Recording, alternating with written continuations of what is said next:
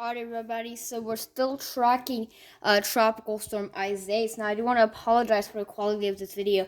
I'm having some trouble with the screen recording. If you guys know any good screen recorders, please tell me. This is why I haven't uploaded in a while.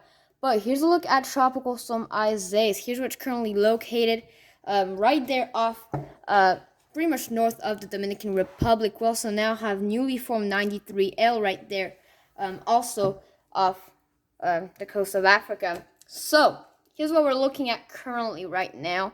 Sorry about the bad quality, like I said. We're looking about this system has strengthened overnight, now winds of 60 miles per hour, and a moment central pressure of 999 millibars, a lot stronger than yesterday. It went down from like 1,003 or something to 999, so that is pretty major, but the new track, it's concerning, guys. It is concerning. For sure. Here's where it's currently located. First of all, bringing tropical storm force conditions to the Bahamas and parts of Dominican Republic and Haiti. Puerto Rico. No more warnings there. Looks like those conditions have gone, but we now have tropical storm watches for parts of Florida and tropical storm warnings for pretty much the entirety of the Bahamas. So this is what we're looking at right now. But let's take a look at the brand new track for the system. Bringing it now as a hurricane, guys, by 2 a.m. Saturday. So probably by Friday night, maybe early Friday. But bringing it into a hurricane, believe it or not. Pretty crazy to say the least. And right off the east coast here of Florida, it seems like, and then tracking it north. So, it has moved once again to the east, and it keeps shifting to the east every update, but we might still see the shift back to the west. It is still a little bit uncertain. Here's the wind speed probabilities if you want to take a look at that. 30, it looks like around 50 to 60% chance off the coast of Florida, 20 to 30% chance in the east coast of Florida. Here's a look at the satellite imagery for the system. It was looking very good this morning. A little bit worse right now, which, it is to be expected when you have a system that does start moving. Still looking rather good. Center is located around here. It looks like pretty much this is what the system has done. Kind of went up here, and, it's located here now. So it looks like this is what it's been doing. Big block of convection here, but it's looking pretty big. A little bit less convection than this morning, and that is mostly because, it has moved overland, but it's still looking rather good and definitely could strengthen into a hurricane soon.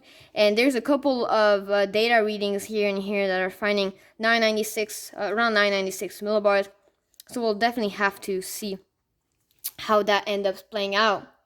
But anyways, here's a look at, Here's a look at what we're looking at in terms of the models here. And as you can see, most models are now agreeing on something right off the coast of Florida.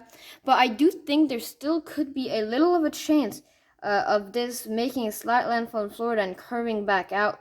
I do think there's some chances of this doing that, but we're going to have to see if that ends up happening or not, because it's still uncertain whether it does this or not. But it could still happen. I mean, we do have this high pressure, the Bermuda, high pressure here steering this, but we also have a trough which is steering this as well, which is why it's going to be moving right in that hole right here between those two areas.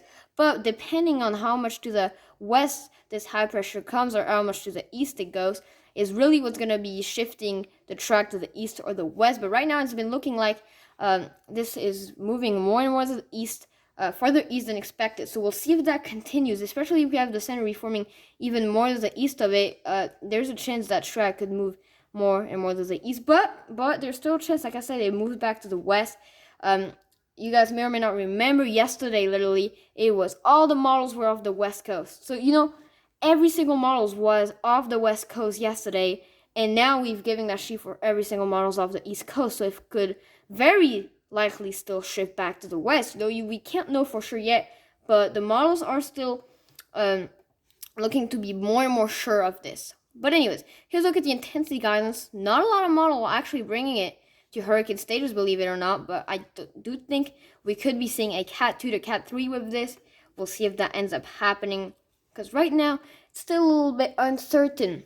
But anyways, here's a look at, I keep saying anyway, here's a look at what we're looking at in terms of shear. Low shear to the south of the system, very strong shear to the north of the system. So we'll see if that ends up continuing, but it is expected to be in a little bit more favorable environment north of the Bahamas, which would help favor, a little bit more strengthening with this system. Here's a closer look at, the system. I think this is 93L. That's what it is at. A closer look at the cone here again. Florida's still in the cone, but it is moving farther and farther away from that cone. I'm gonna give really a quick attention to NVEST 93 or 93L. A couple models bringing it to tropical storm status, but National Hurricane Center said it could become a tropical depression in the coming days. And here's a look at the assembled models, kind of bringing it kind of in a general direction that potentially could impact some of those islands there, but nothing too major expected on that side of things. Otherwise, the force models have been also kind of all over the place. Here's the new GFS model, going with a 992 hurricane, 991 hurricane, right off the coast of Florida.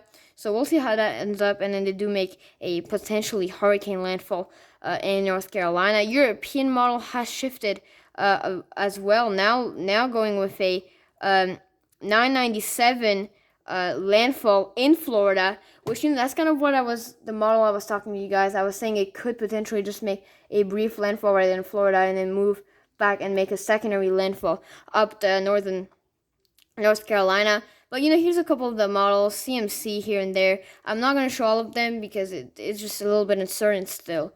But this is what we're looking at otherwise in the entirety of the world. Also, do tell me if you guys know any good recorders for Chromebooks, because right now it's looking a little bit, I'm having a little bit of trouble screen recording and finding something that could work. But thanks for watching this video. As always, don't forget to subscribe.